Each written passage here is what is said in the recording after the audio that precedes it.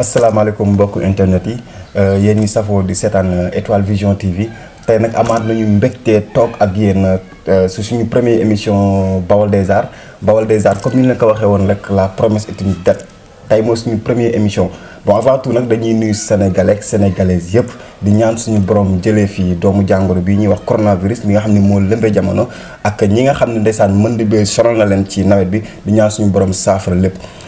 Comme ni ma ko waxoon ci début bi rek tey émission Baol des Arts dafa toog ak tey ay ndaanaan yoo xam ni mën naa ni pratiquement wër nañ dem nañ fu ne def nañ lu ne di mouvement boo xam ni dafa taxaw ngir développer aaru Bawol. Voilà avant tout damay def présentation bi di jiital ci kan mooy président bi Pape Ndiaye maa ngi lay ziar. waaw maa ngi lay fay Massène bu baax a baax di kontaan bu wér a si invitation bi. bu ma jógee ci Pape Ndiaye damay ñëw ci ki nga xam ni moom mooy le trésorier ñu koy wax Baye Lamine Niang. waaw ñu ngi lay ziar Massène di nuyu Sénégalais yëpp rawatina Bawol yëpp. ok voilà comme ni ma ko waxee woon ci début bi rek ñoom dañoo yor mouvement boo xam ni dañ ko tuddee mouvement booloo suqali aaru Bawol. muy lu nekk loo xam ni slogan boo xam ni day reflété wu ci xelu nit ñi Pape avant tout lan mooy mouvement booloo suqali aaru Bawol. waaw xam nga mouvement boo waxee mbooloo la. mbooloo yoo xamante ne kenn ku si nekk si biir mbooloo mi président association président troupe théâtrale nga léegi bu ñu booloo léegi nag il faut que mu nekk mouvement suqali aar Bawol parce que gis nañ ne Bawol li fi nekk si côté culture bi dafa am solo trop te pour mu développer il faut que ne ñun artistes comédiens yëpp ñu booloo bokk ndey bokk bàyyi xaacandoo dóorloo parce que li problème mooy kenn ku ne si ñun donte mu ngi liggéey waaram di bay lu am solo si waaru bu féete waaye nag bu nu booloo day gën a xiir ndax bu nu booloo kàttan gi day gën a bëri deuxièmement mooy que ne mboolem loo xamante ne nii amoon nañ si ay jafe-jafe day bëgg a saafara ok waaw loolu moo tax ñu créé mouvement ànd suqali aar Bawol donc kon idée bi du benn nit rek moo ko jël mais day bon ci li ma déggee ay président troupe ñoo ko boole def ko daal voilà parce que xam nga en fait ñun bala ñuy décider dara dañuy waxtaan te ay kàngam ñoo fa nekk parce que ñu ne si bopp bi ñëpp kenn ku si nekk toj nga Sénégal. kon nag kenn du jëfandikoo benn xelu benn nit dañ koy toog waxtaanee ko. bu ñu waxtaanee parce que xam nga tur dafa garaaw te li nga wax léegi nii tur chaque jour bu reflété si mémoire rek ça veut dire que dafay correspondre ak population bi lañ soxla. loolu moo waral ñu toog waxtaan si kenn ku indi si idée.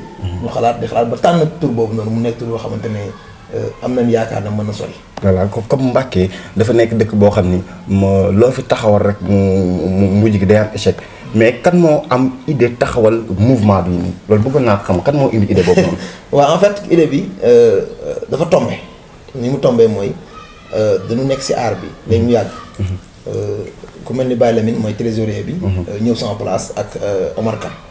fekk en fait ku ñuy wax Cheikh Noble bu nekk Bawol Média ngeen baal ma sa publicité bi dafa ñëwoon waxtaan si ak man yu mel noonu di xalaat ne bu nu gënoon a booloo def mouvement boobu dina am solo léegi nag gars yi tombé ak gars yi yëg loola ñu toog ñoom ñu déplacé wu maa ngi nuyoo passage Omar Ka bu si Sémélance ñu toog waxtaane ko may leen nag comme danaa jël sama ay propre moyen danaa jël sama temps déplacé woo ñëpp convaincre leen réunion ngir ñu taxal mouvement boobu noonu kon daal ci gàttal daal maam mouvement bi yàgg nañ koo sumb daal avant mu yegg. très bien yàgg nañ koo sumb mais day mbiri borom mi xam-xamu xel. xam nga artiste comédien bi moom xel lay liggéey. bu pertee xelam rek jàpp naa ne dina am lu bari lu manqué si moom. moo tax chaque jour tamit dañuy xalaat. toog di ko togg di xam fan la ñuy jaar. bu ñuy fexee ba convaincre nit ñi mais nan la ñuy mën a fexee ba liggéey loo xamante ne askan bi dina teg seen bët. instant bi loolu mooy bëgg di quoi. Baye Lamine Niang yow yaay trésorier bi mouvement bi moom lan mooy objectif am parce que fii lu ne taxawal nañ ko fii finalement dañu am feuille de route. dañ naan lii lañ taxawal ba mu dugg ci xelu nit ñi mais après dañuy wàcc yoon bi lan mooy objectif mouvement bi parce que tamit da ngeen wax da ngeen di boole artistes yëpp suqali aaru Bawol te li ngeen di taxawal ni c'est très difficile léegi lan mooy objectif bi. Mbacké moom ku ne xam na ne développé ko jafe na. su ma ñëwee ci laaj bi nga ma laaj objectif mouvement bi yaakaar naa ne mooy bépp artiste bu nekk Bawol waxuñu comédien bi kese. malgré ci comédien bi la démarré mais yamuñu ci ndax buñ ne mouvement suqali aaru Bawol yaakaar naa ne Bawol ak ni mu yaatoo am nañu yéene Bambey Diourbel Touba Mbacké ñëpp bokk ci kon du lu ndaw comme yaa ko wax léegi ci say kàddu li ñu gën a ñor te ëppal ñu importance mooy bépp artiste bu nekk ci région de Diourbel rawatina département bu Mbacké surtout commune bu Mbacké ñu ànd liggéey parce que dañu gis ne ay talent ñi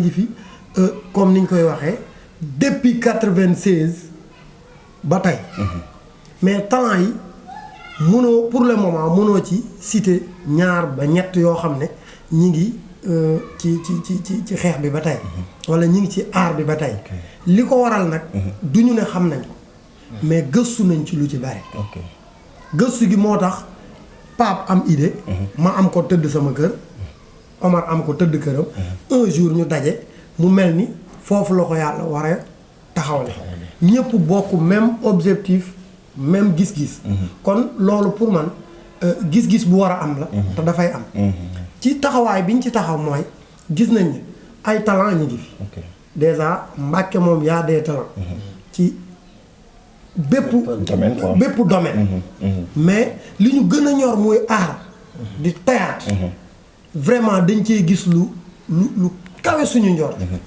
te tolloon nañ moment boo xam ne nii dañu doon dégg ba ci étoile brillante bii tey Collé cartonné fi toll foo xam ne nii mën nañ ne ñàkk a xam dëgg-dëgg suñu ay rôle moo tax mu demee nii mais Collé dalay leer na ñi fi pëlaat Sénégal yépp di def comédie surtout ci moom la ñuy copier muy góor muy jigéen loolu nag su amee ñun en tant que doomu Mbacké en tant que doomu Bawol dañu gis ne bu ñu taxawatee ba jëmmal benn produit ak lu mun ci doon dinañ ko produire jéem ko yóbbul suñu bopp ba fi mu war a ànd loolu moo waral tey Étoile Vision gii te gis nañ fi yeneen site yoo xam ne fii ci Mbacké loolu moo leen tax a jóg te bientôt dinañ xam ne Bawol jóg na te bu jógee dinañ xam ne Bawol pire dafay gëm boppam waaw loolu daal laa gis ne mooy objectif bi pour le moment voilà vraiment rafet na lool macha allah ni nga ko décortiquer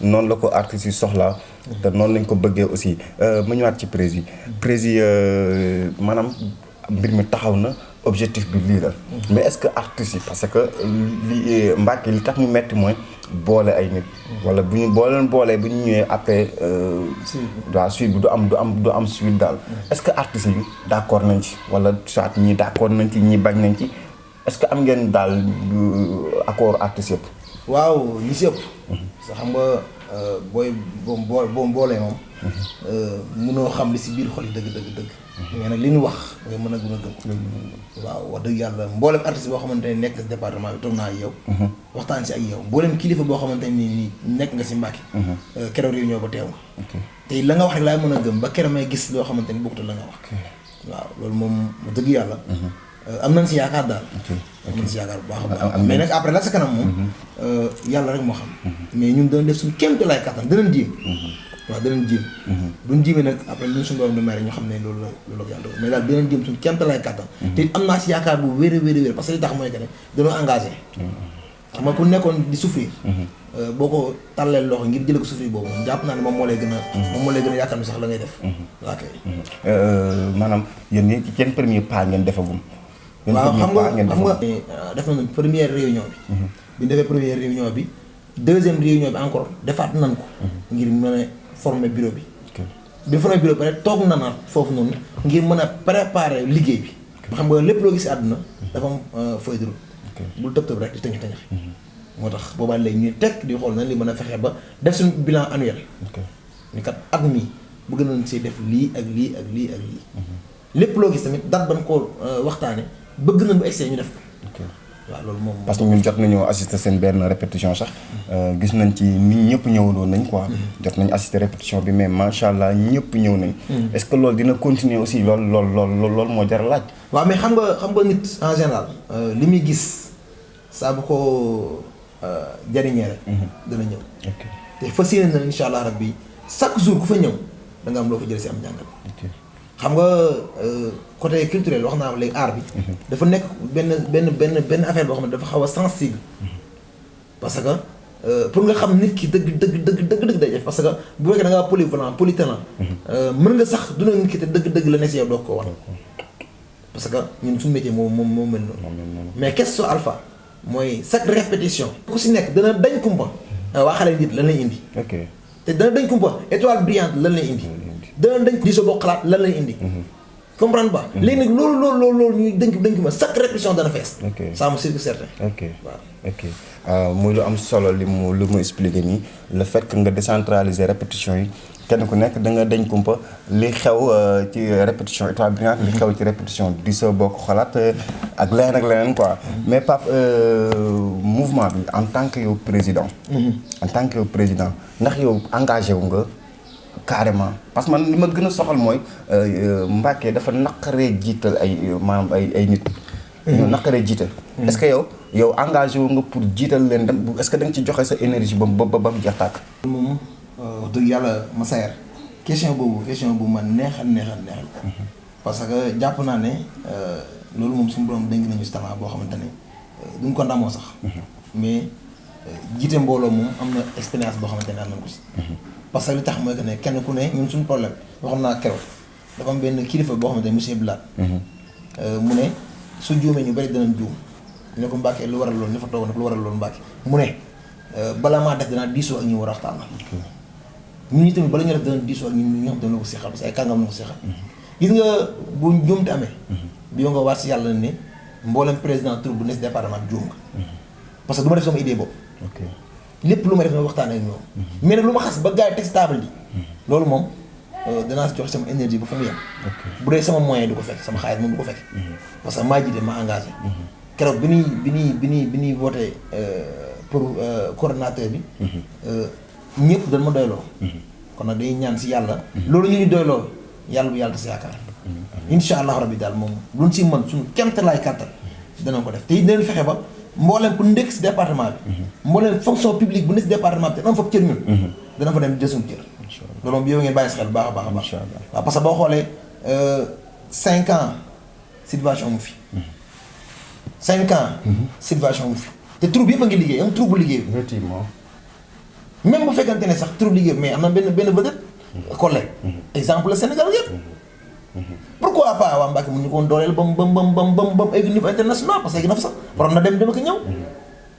loolu nag mooy suñu problème yi waa Mbacké. seen doom donc pour ñu jàppale ko lu jafe la. xam nga lay jàppale. ku jógee si àll bi di ñëw. te boo amee da ngay wut si te delluwaat yóbbu ko fa mu dëkk. kon nañ jàppale suñu doom yi dëkk. wax na ko nañu jàppale suñuy doom yi dëkk ndax loolu nag moo manqué Bawol ndax da ngay gis benn talent caché bu fu nekk. mais pour waa Mbacké teg ko loxo mu jóg c'est tout un problème Baye Lamine mouvement bi mu ci taxawee am na koo xam ni peut-être xëy na moom mooy suñu doyen di koy nuyu de passage muy le grand Ndongo Fall est-ce que moom yëg nga ko. waaw ñun du ñu def lu Mbacké yëgul sax laa du ma ne lu Ndongo yëgul pourquoi du ñu def lu Mbacké yëgul. mooy Pape wax na la ko bu benn président juumee président yëpp ay juum. et pourtant Ndongo Fall président kon jàpp naa ne duñ juum ndax war na ko yëg te yëg na ko assisté na réunion yi ñu doon def première réunion bi mi ngi jóge Louga doon maye rakkam mu xaw a jafe trop mu ñëw kooku vraiment jox na gëddaam li ñu kii mais problème bi nga xam ne nii rek moom laay am man tout le temps mooy li may faral di wax gis nga Mbacké xaj na du question bi sax mais il faut ñu brocher ko d'abord. waaw effectivement problème bi ñu am dëgg-dëgg. mooy des fois dañuy xool fu ñu àggagul. mbaa ñu yóotu lu ñu jotagul. gis nga ki nekk ci kër. ñëw di laaj nit ñu ne ko mu ngi ci kaw. li war mooy mu laaj ana escalier. mais bu bëggee xool ci kaw rek du tax koo gis ko te du tax mu àgg. da ngay teg pas par pas. escalier bi boo bëggee teg benn yéeg ca kaw boo moytuwul tànk bu damm nga ci jële ñun am nañ courage boobu duñu def lu ñu yëgalu Ndongo Fall rus nañu jafe-jafe yi am Mbacké yëpp nag en général li koy waral mooy nit ñiy toog di wax te xamuñu mais duñu def lu Ndongo Fall yëgul ñun du ñu def lu keneen sax yëgul waxantuma laa Ndongo Fall ki gën a tuuti ci aar bi du ñu def lu mu yëgul parce que dugal ko ci keneen ak keneen dugal ko ci te Mbàkke lu yomba yóbbu la lu yomba yóbbu la mais problème bi mooy dañuy xaw a ragal des fois combat nag bu munti doon boo ci nekkee da ngay xool ka ne pour ma yóbbu ko il faut ma riposter daal riposter bi mooy pourquoi ñuy topp ay structure yoo xam ne nii ñi ngi ci biti ñu former leen fa affaire yooyu noonu te mën a former suñu yëfu bopp mu àgg fi yooyu àgg ndax dama seetlu bi fi yenn région yi bi leen fi yenn structures yi xawee nu mu tuddati isolé dañu jël seen engagement taxawal seen mouvement pour yóbbu ko ci kaw te Mbàkke jël nañ fi lu ne jël nañ fi phase nationale am nañ ay sélection yoo xam ne fees nag lañ dem et cetera yeneen ak yeneen ak yeneen créé nañ fi fii ay spectacle yoo xam ne yu doy waar mais ñi nga xam ne ñooy ay manager nekk ci dëkk bi le fait que ñu organiser benn spectacle dem jëli artiste bu nekk ci biti moo leen gënal ñu jël seen doomu dëkk et pourtant suñu defoon benn spectacle sélectionné Collé Tëxët def ko ci poster bi sélectionné benn rappeur boo xam ne ñëpp a ngi koy bàyyi xel def ko ci poster bi sélectionné mère Oumy wala benn élément boo xam ne mi ngi ci beneen troupe te def nangam def ko ci poster bi imagine toi tey nga romb gis say doomi dëkk loo bon 500 francs bi ngay dagg billet di ngeen lañ ko yéene mais itamit ñu am benn problème le fait que ma am idée boobu bëgg ko ménager wax ko Massaer pour ñu indi Collé wax ko Baye Lamine pour ñu indi mère Oumy wax ko Pam Ndiaye et cetera dañuy jàpp ne man sama gagnant et pourtant projet la boo xam ne war nañ ko mën a tegandoo suñ ko tegandoo gagnant bi ciy am troupe yëpp yëg ci seen bopp te man nag bientôt loolu laa gis ne mouvement bi tànkam yi foofu la ko bëgg a teg dañuy ñaan yàlla génn ci Covid bi rek mën a organiser parce que am nañ defar nañ comment dirais benn feuille de route boo xam ne ci la ñuy jaar jóguñu rek pour teg suñu tànk ci ay pax yoo xam ne xamuñu lu ne ci biir defuñu ko dañuy jóg uniquement pour liggéey te liggéey bi nag vraiment am nañ coordinateur boo xam ne vraiment ñëpp xam nañ ko muy Papa Ndiaye am nañ secrétaire boo xam ne nii secrétaire général boo xam ne nii ñëpp xam nañ ko muy Omar Ka waaw di ko nuyu de passage parce que moom waroon na bokk ci jotaay jeex na dafa génn xam naa dafa ne ci nu mu tudd defem yi wala bag yi affaire noonu li wér te wóor mooy Massaer ñun vraiment am nañ yéene te am nañ yaakaar te am na sam benn naataango bu ko mës a wax mu ne nañuy jéem rek muy Njaga Taal maa ngi koy nuyu nañuy jéem mu ne loo jéem même bu demul nga jéemaat bu yàggee yàlla jàppale la li ngay jéem dina am lu ci mës a réussir te ñun foofu lañ teg suñu ay tànk actuellement di fàttali aussi que ni ñu ngi ci Étoile Vision TV chaîne Bawal ku ci bëgg a dem nag da ngay tàppe Étoile Vision TV boo demee nga abonné te boo abonné ba pare nag bul fàtte bés tous de cloche bi nga xam ni moom mooy tudd notification bi lay mën a permettre nga mën a am yeneen vidéo yi ñuy dugal bu ñu jigee ci loolu Pape en tant que président mënoo taxawal mouvement te doo am support maanaam taxawal benn mbir te amoo foo wéeru est-ce que mouvement bi am nay kayit waaw xam nga instant bi ñu toll nii bokk na suñu projet parce que amagul 20 jours. ok mouvement amagul 20 jours mais bokk na si li nga xam ne suñu ay projet la. ok parce que ñaanuñu yàlla tooñ mais tey bëgg nañ am loo xamante ne ku ñu tooñ ñu mën a riposter. ok parce que les problèmes bi wax mooy li ñuy wax mooy bala ngaa casser doléance da nga def sa devoir am.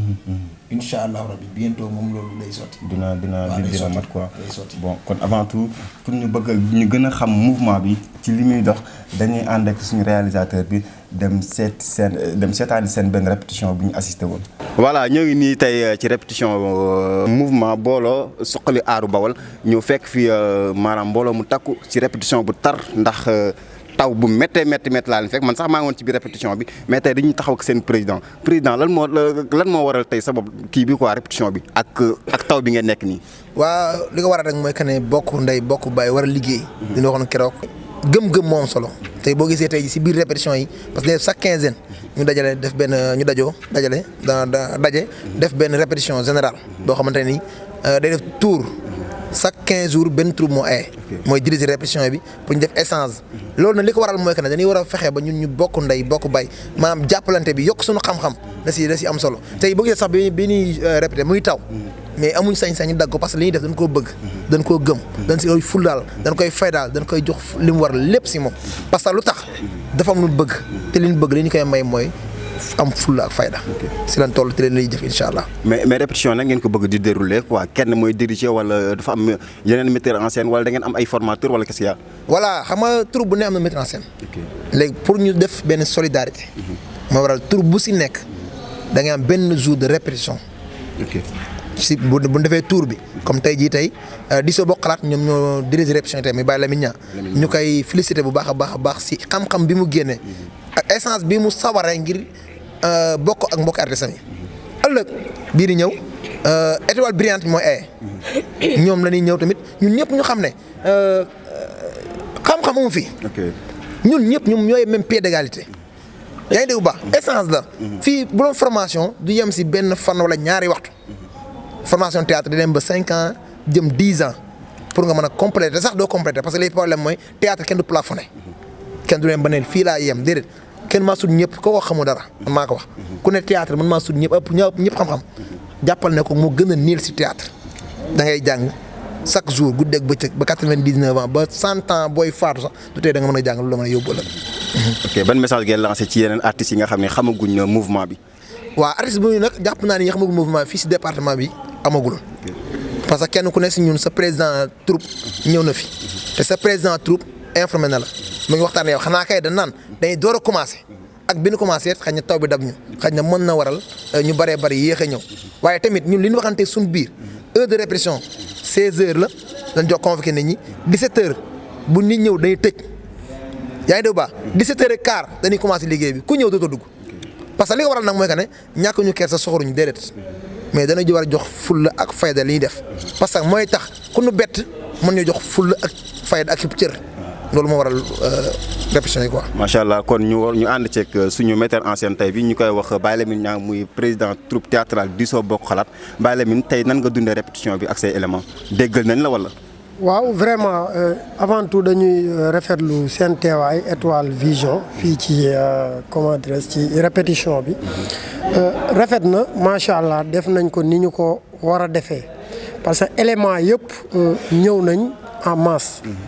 répété nañ ci thèmes yu bëree bëri liggéey nañ ci concentration. liggéey nañ ci yeneen thème yeneen thème yoo xam ne ni éléments yi yëg nañ ci seen bopp dañu doon jàpp ne bu taw bi démarré sax dañuy am problème mais vraiment bi mu démarré dañu gën a am courage da ngay gis artiste bi muy jouer ci kaw chaîne bi nga am yëg-yëg bu doy ni que yow nga fekki ko fa sax nag vraiment kontaan nañ bu baax a baax encore une fois di rafetlu seen teewaay ci répétition bi yéen Étoile Vision di leen ñaanal ndam daal. voilà comme ni nga ko waxee rek Étoile Vision TV moo ñëwoon tey ci répétition bu mouvement booloo suqali aaru Bawol bon di véhiculer message bi aussi di wax ne artistes yi nekk ci diwaan Bawol invité nañ leen ci mouvement bi ñi nga xam yëguñ ko aussi nañ ko bàyyi xel te ñu xam ne ñun ñëpp ñoo bokk ndey bokk baay te li ñu soxal mooy ñu développer Bawol moo xam muy Mbacké muy Touba muy Bambey muy Diourbel parce que lépp ci diwaan Bawol on est là pour véhiculer tous les messages donc invité nañ ñëpp ñu ñëw jaa ngeen jëf.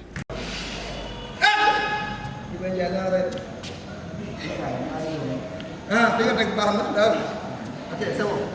ñu jël ñu ñëw ya ñu jël dañuy génne dugal wala soit dugal génne ñaari bu si dëgg seen lu si. voilà yéen a fa gisandoo dem nañ assister répétition bi macha allah neex na lool bu ñu jógee ci loolu Pape Baye Lamine sax laay wax Baye Lamine est-ce que mouvement bi am na programme est-ce que yéen dressé ngeen benn programme daal.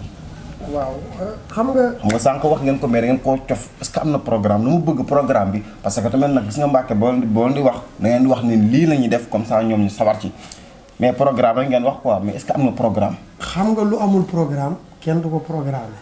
déjà programmer dara rek moo lay wan ne kii décider na ci ay. programme mais programme yi yan genre programme. waaw moom laa lay wax nii. parce que dañu imaginer que Mbacké.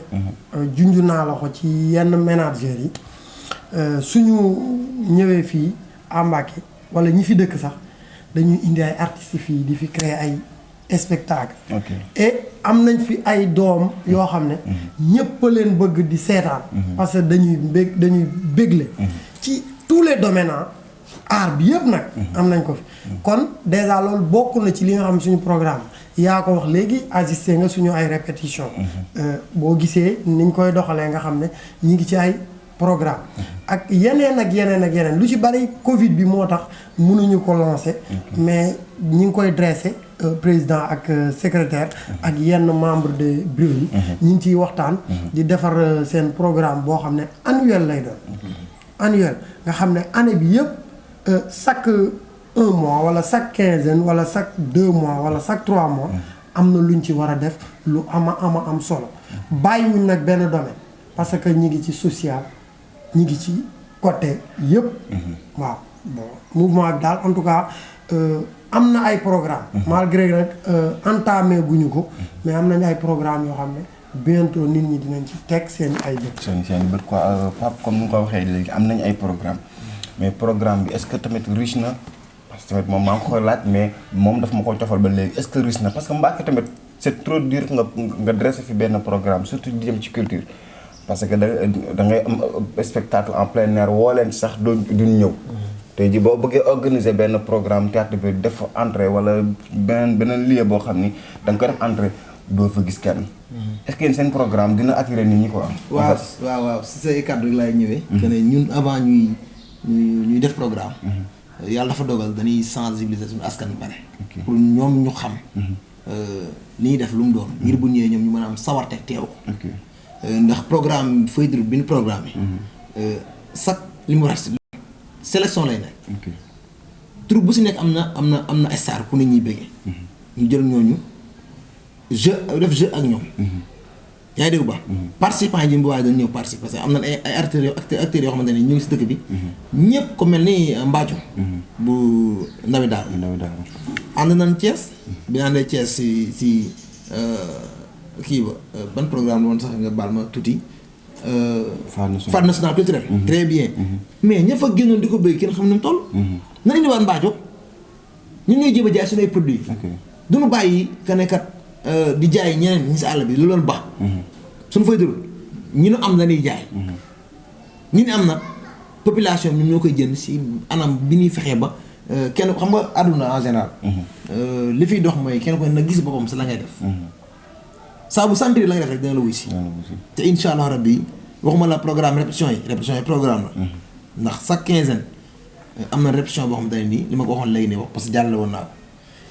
programme yi bokk na si li nga xamante ne théâtre Verdi chaque 1 mois wala chaque 2 mois dana am spectacle. comprendre ba. keneen nag takkusaanu Bawol boo xamante ne nii maanaam bagage yu bari si biir parce que mënaguñ koo wax.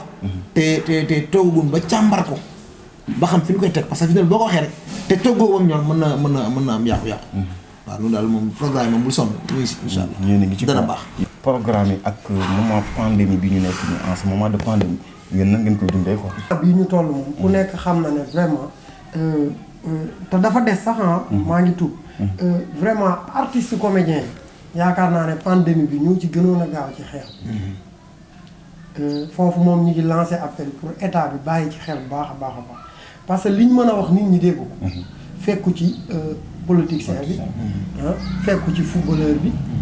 fekku ci fecckat bi mais acteur comédien bi lim ci mën même pas une semaine mën na indi solution yu bare parce que ñun ñooy la voix des sans voix. jeex na xam nga ñi seen baat jotewul ci fi mu war a àgg acteur comédien bi nga toog sa salle di ko seetaan mu jàllale sa message boobu yow fierté nga ci am da nga koy dund ba lim digle da nga koy def ñun gëm-gëm boobu la ñu am Covid bi kenn du ko dévier yàlla na ko fi yàlla jëlee mais du tee nag ñu def suñu ay déroulement suñu programme annuel xool naka la war a dérouler pour bu Covid bi bu fi jógee am na ci yooyu démarche lay doon ñi ngi ci am na ci yooyu par toog réunion waxtaan lay doon ñi ngi ci am na ci yoo xam ne nag moom da ngay def nit ñi di gis loolu nag yegsee guñu ci mais ñi ngi koy programmer pour bu yegsee ñu mën a teg programme bi waaw loolu moom vraiment ñi ngi ci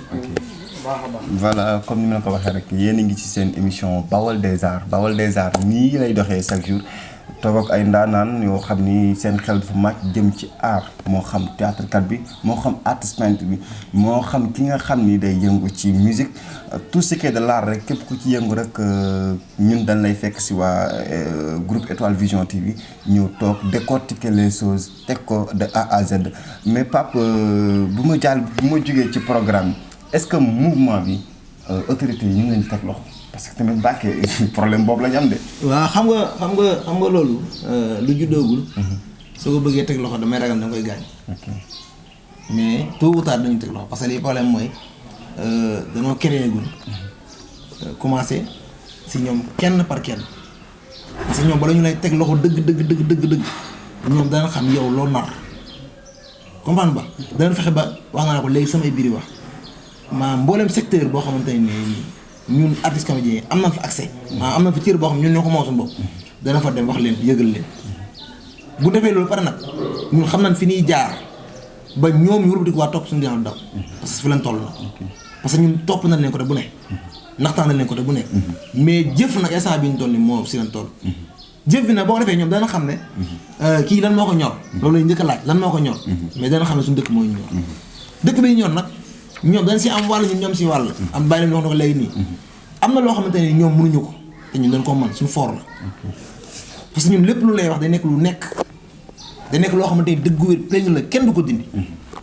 yaa ngi dégg bu baax si bu dee beneen côté bi ñoom bi nekkee nag boo waxee nit faaw mu am jiixi jaaxa ba xam dana amul daam mais artiste comédien moom lépp lu mu la wax lu dëggu si moom lay nekk te lu muy def lay nekk moo tax duñ bokk voie duñ bokk. ok leer na Pape ni ñu ko expliqué kon daal mouvement bi ci gàttal xaarul benn autorité dafay nekk ci dox ci activité ba autorité yi ñëw fekk ci biir. parce que Mbacké loolu moo fi nekk na. Mbacké boo wéeroo ci autorité rek da ngay tardé. parce que Mbacké c'est une petite commune boo xam ne dafa pauvre. donc yow yaay njëkk a def premier pas autorité yi ñëw fekk si la ci mais ban message ngeen di lancer ci jeune acteur culturel yi nekk ci. waaw li ñuy lancer mooy que ñëpp ñu ñëw jàpp. parce que day mbiru Bawol na jàpp naa ne ku Bawol intéressé waroo see mujjee waroo des ginnaaw muy président groupe bi mooy responsable bu mu mën di doon ak éléments yi ñu ngi tàllal loxo ñëpp parce que mbiru Bawol nag jàpp naa ne bu dee boor nga te fier si li nga nekk man dama jàpp ne waroo des ginnaaw waaw lim daal tàllal na loxo ba muñ kenn mais nag wéeruwaay bi wér daal mooy yàlla la wéeru le reste nag moom ay nit doon comme ñu autorité bi comme ma di doon li war suñu diggante yow dana ko def te di xaar tamit yow li war suñu diggante yow nga def soo ko def tamit ñun ay porte de voix xam nañ fi ñuy jaar xam nañ li def xam nañ tamit li ñuy wax ba duñ tooñ kenn mais lépp lu moom si yow da nga gis si force waaye. ok bàyyi leen ñaan lan ngay tàggatoo ci émission bi seen mot de la fin. waaw di ñaan yàlla Étoile Vision vraiment àgg fu kawe njort yëpp daal li ñuy tàggatoo mooy comme ni ko Pape waxee rek Mbacké moom xaaratuñ ci kenn musuñ ci xaar kenn sax mais xel yi ak xalaat yi vraiment am na beneen niveau bu mu wuuteeg bu mu amoon li ëpp solo mooy dañ koy faral di wax autorité moom jàpp naa ne Mbacké amul autorité artiste comédien yi ñooy autorité parce que boo jaaxlee sa kër toog sa ngir boo zappee sa télé daj ci ñoom ñoo lay teg ci yoon boo demee ci ñoom wax leen sa yitte suñ ci mënul dara dinañ la teg ci yoon woo xam ne day gaaw kon Mbacké na ñëpp jàpp ne amul autorité nit ku nekk yaay sa autorité bopp dañ koy wax tellement ndax bu doon amuñu ay këyit maam ay récépissé comme yeneen acteurs yi ne ci biti sax ñu ne waaw mais ñun li ñu war a am yëpp am nañ mais taxul ñu jox ñu suñu gëdd nag bu la ko nit waree jox te joxul ko yow yaa dem nga récupérer ko soo manière bi ñu koy récupérer xam nañ ko te dinañ ko récupérer en tout cas ñu ngi sant ñëpp di gërëm ñëpp di wax ne suivre leen mouvement bi te ñaanal ko te acteurs yi fi nekk nañu ñëw adhéré ci te xam ne ci kanam incha allahu rabbi lépp luy développement mouvement bi dina ci dox. mouvement bi dina ci dox comme noonu foofu la ñuy yëkkatee jotaay bi rek mu nekkoon mouvement booloo suqali aaru Bawol ñoom lañ daaloon tey ci seen émission Baol des Arts comme ni ma la ko waxee rek yemul